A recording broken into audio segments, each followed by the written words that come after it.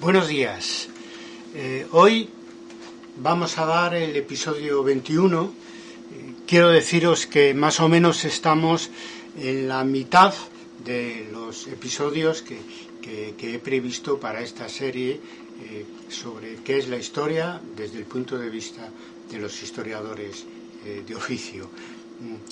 El tema de hoy es el manifiesto historiográfico del que hemos hablado repetidas veces, es decir, de nuestro nuevo paradigma. Entendemos paradigma, ya lo he dicho también algunas veces, más que como consenso, no tanto como ejemplo o modelo, que también, sobre todo, como consenso.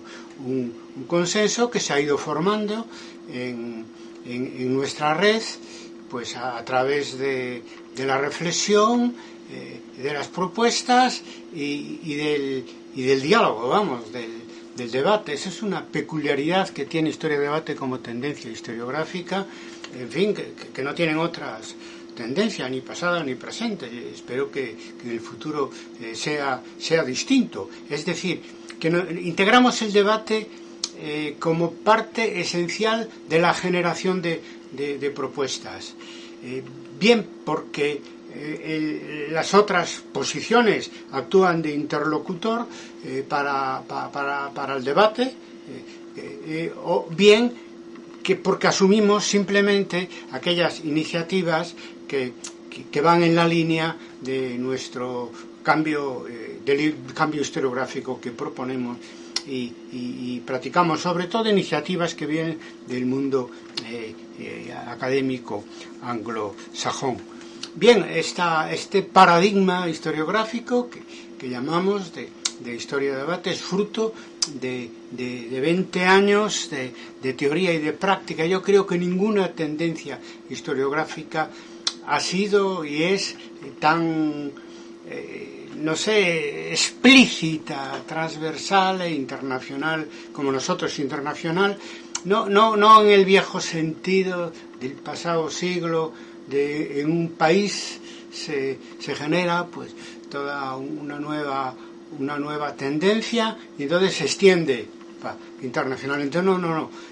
Historia de debate es internacional de origen, o sea, hemos generado una tendencia historiográfica siempre trabajando en el ámbito internacional, vía congresos, cuando no había otra cosa, y vía congresos, pero sobre todo vía internet a partir del año 1999. El manifiesto historiográfico Historia de Debate dio a la luz el 11 de septiembre del año 2001. No es casual, fue un giro histórico el 11 de septiembre, y nosotros lo hicimos coincidir prácticamente. En septiembre ya teníamos redactado el manifiesto, lo hicimos coincidir con esa fecha porque entendíamos y entendemos que la historia y historiografía van de la mano. Si cambia la historia, tiene que cambiar la historiografía. El manifiesto historiográfico de Historia de Debate es la culminación, por tanto, de una década de debates y de reflexiones y de dos congresos, y al mismo tiempo es la base de partida para la organización de este nuevo consenso a lo largo, como ya decía, de estos últimos 20 años. Por último, decir en esta introducción lo fundamental que ha sido y es para nosotros ese eje propulsor latino euroamericano desde el punto de vista académico, donde nuestras historiografías respectivas pues han estado en mutuo contacto y han colaborado en la creación de esta plataforma historiográfica, que se ha visto favorecida en primer lugar porque en este tiempo, con el empuje gracias al empuje también de Internet, el castellano se ha convertido en la segunda lengua de uso en la red de redes. Eso obviamente ha favorecido la expansión de Historia de Debate y también su funcionamiento, y otra cosa que ha favorecido y que explica que Historia de Debate sea española, pero también latinoamericana, sea europea, pero también americana, es que siempre hemos tratado a los colegas latinoamericanos como iguales.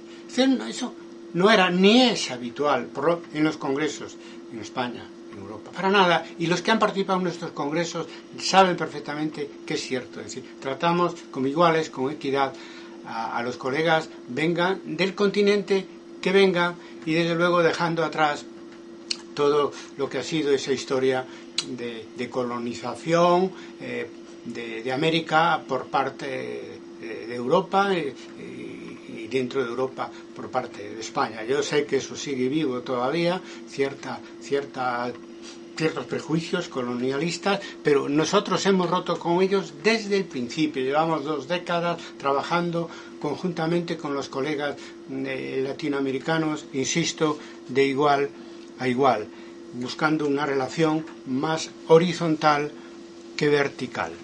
Antecedentes del manifiesto historiográfico de Historia y Debate. Voy a hablar de 3 cosas: de la historia que viene, del artículo hacia un nuevo paradigma historiográfico y por último de lo que llamamos en su momento también la propuesta historiográfica de Historia y Debate. Todos textos que podéis consultar en la página de Historia y Debate y en mi página web personal. Lo primero, la historia que viene es el texto fundador de nuestro movimiento historiográfico, sin duda, ¿no? Está editado en las actas del primer Congreso de Historia y Debate del año 1993, pero en realidad es posterior. Es decir, mi intervención en el Congreso que organicé iba en la línea de paradigma común de historiadores del siglo XX, es decir, análisis, marxismo, etcétera, ¿no? Y me di cuenta, una de las mesas más importantes de ese congreso fue sobre el tournant critique de análisis, el viraje crítico de análisis, y allí es donde me percaté, no solo yo, pero yo me percaté de que no iban a volver las grandes tendencias del siglo XX, que había que pensar por cuenta propia si queríamos dar un nuevo impulso a la historiografía y adaptándolos al mundo nuevo que había surgido después de la caída del muro de Berlín. Y en realidad, aunque en ese momento no éramos tan conscientes, se trata de adaptar realmente nuestra disciplina al siglo que viene, porque tenían razón y tienen, y lo apoyamos, aquellos que hablan del siglo XX como un siglo que empieza en 1917 y termina en 1989. Pues bien, estábamos ahí en los orígenes del siglo XXI, un poco anticipadamente, pero muy a la altura de lo que necesitaba la historia, de lo que necesitaba la historiografía. Por lo tanto, lo dicho, es decir, la historia que viene es en realidad la conclusión del primer Congreso Internacional de Historia Debate, ¿no? Aquí ahora vamos a leer rápidamente los enunciados de las 16 propuestas que están en el texto La historia que viene. Yo lo redacté al modo antiguo, por tesis, ¿no? Por eso la leeré y así me evito alargar excesivamente este vídeo del manifiesto primera parte, ¿no? Cada uno de los enunciados en el texto veréis que tiene su explicación. El texto se ha publicado en francés, en otros idiomas, se ha publicado por muchos sitios y tiene un número elevado, no lo recuerdo porque están en varios lugares en la página web y en otros sitios. Bien, pasamos entonces a leer. Primero, la historiografía, decía, avanza a saltos y no por simple acumulación, según las decisiones consensuadas en cada momento por la comunidad de historiadores. Es decir, se trataba de por primera vez, de una manera clara y recientemente introducir todo el cambio que ha supuesto las teorías de Thomas S. Kuhn en la historia de la ciencia. Segunda tesis. Existe un paradigma común de los historiadores hoy en plena crisis cuya resolución plena no será posible más que con la sustitución por un paradigma nuevo, es decir, un llamamiento a un nuevo paradigma, que es, digamos, lo más, si queréis, lo más destacado de este texto fundacional, que es la historia que viene. Tercera tesis. Es una falsa alternativa decir que la historia, como no puede ser una ciencia objetiva, entre comillas, y exacta, entre comillas, no es una ciencia.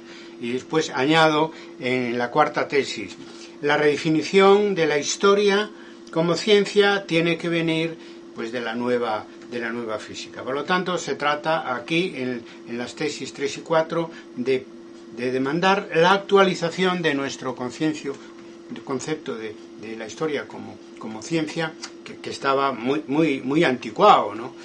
Estábamos a finales del siglo XX, pero ya quedó anticuado, a mediados o en la primera mitad del siglo XX.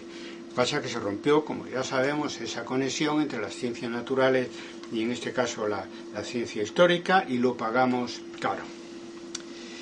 Quinta tesis. La historia de la humanidad no avanza hacia una meta fijada de antemano, pero tampoco tiene vuelta atrás. En fin, contra el fin de la historia. Sexta tesis. Sin el sujeto del pasado y del presente no es posible una historia objetiva. Lo hemos hablado en el primer episodio de esta serie de vídeos y de podcasts. Es decir, la historia objetiva y subjetiva al mismo tiempo. Séptima tesis. De la determinación económica simple a la determinación global y compleja, concreta y revisable de los hechos históricos. En fin, un llamamiento a la historia global. Octava tesis. Lo que decide que un tema de investigación o un género historiográfico sea válido o no es la aportación del historiador, los problemas planteados, los métodos aplicados, los resultados obtenidos. Es decir, un canto en favor del papel del historiador, que estaba muy apagado, muy oculto, hipócritamente, si queréis, por el positivismo, que en aquel momento no había mostrado todavía esta segunda vida que todavía tiene hoy el positivismo, pero que, como veis, aquí naturalmente mantenemos en este sentido pues todas las críticas anteriores al positivismo y realzamos el papel del historiador. Ya hemos dicho en otro episodio, descubriendo el secreto más guardado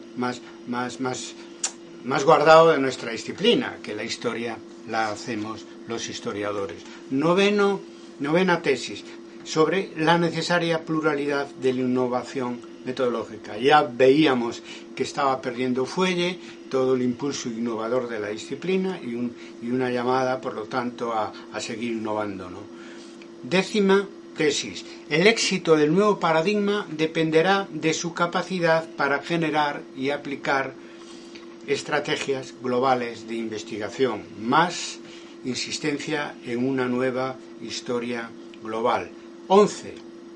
El punto 11 dice: para reforzar la cooperación de la historia con otras ciencias es preciso avanzar en su unificación interna como ciencia de los hombres en el tiempo. Tema de la interdisciplina. Después hemos avanzado más y habrá un episodio concreto, puntual, sobre el tema de la nueva interdisciplinariedad de la historia.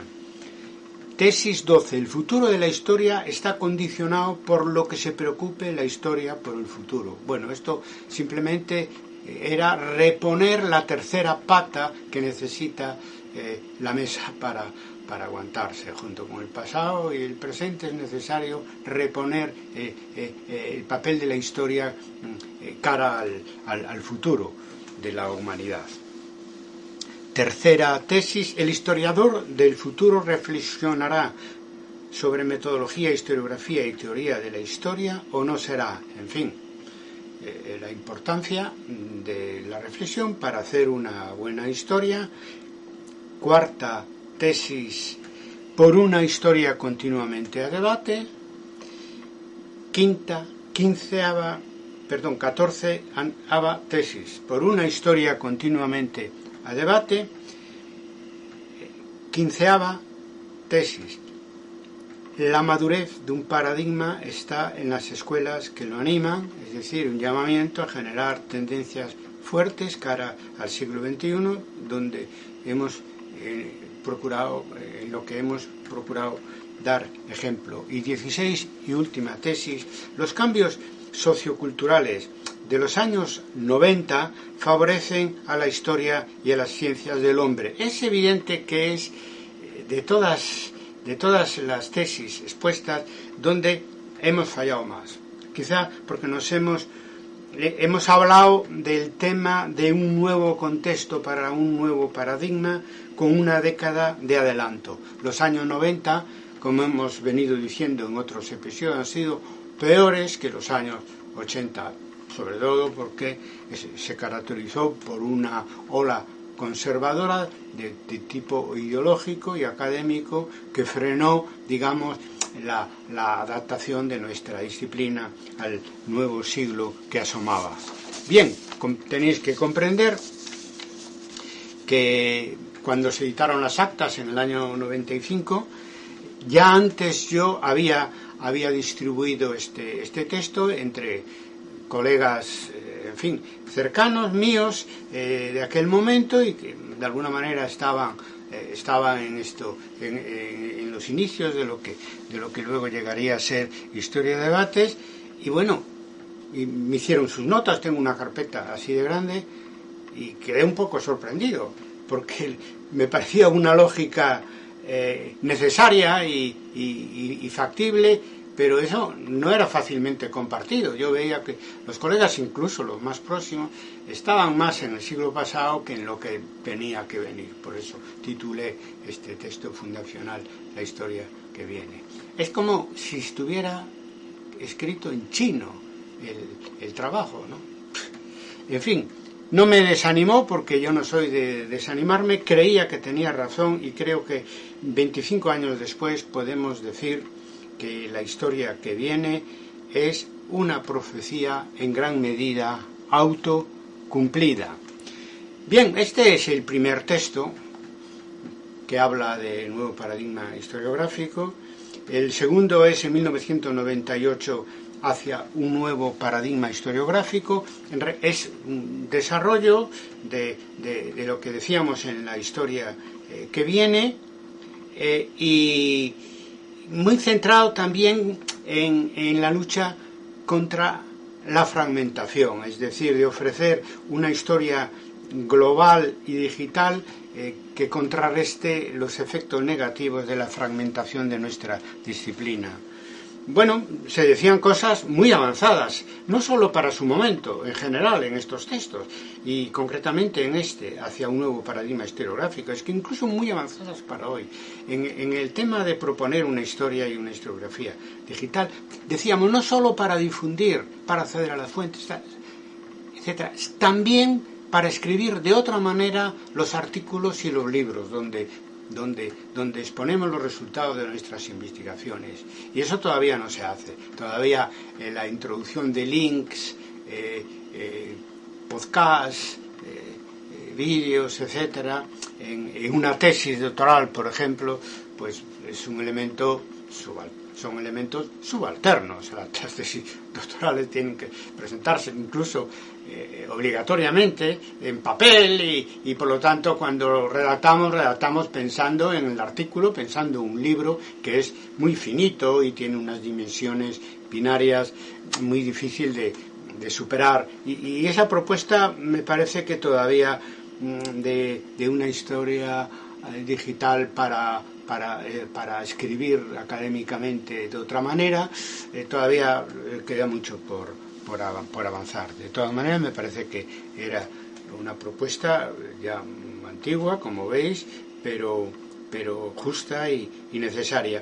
Y en tercer lugar, y terminamos así los antecedentes del manifiesto, el artículo, la propuesta historiográfica de Historia de Debate que presentamos en un congreso internacional en la Universidad de Rutgers en New Jersey, en Estados Unidos, el 2 de junio del año 2001. 2001, pues es unos meses antes de que diéramos a conocer el Manifiesto Historiográfico de Historia y Debate. Realmente, la propuesta historiográfica de Historia y Debate es el borrador del manifiesto que yo pues presenté. Creamos una comisión de colegas de diversos países donde participábamos 23 historiadores que venían un poco pues teniendo contacto conmigo y participando en nuestros congresos. El manifiesto ha sido firmado hasta el momento de hoy por 625 historiadores y profesores de historia de 39 países, y está en nuestra página web traducido a 10 idiomas donde lo podéis consultar, y si estáis de acuerdo, naturalmente suscribirlo, ¿no? Bien, aquí terminamos por hoy. La próxima semana será la segunda parte de esta exposición sobre el manifiesto historiográfico como nuevo paradigma. Haremos un análisis más detallado ya del documento definitivo, que es el manifiesto historiográfico con sus 18 proposiciones, y un balance también del manifiesto y sus propuestas 20 años después. Nada más, y sed buenos, que se acerca la Navidad.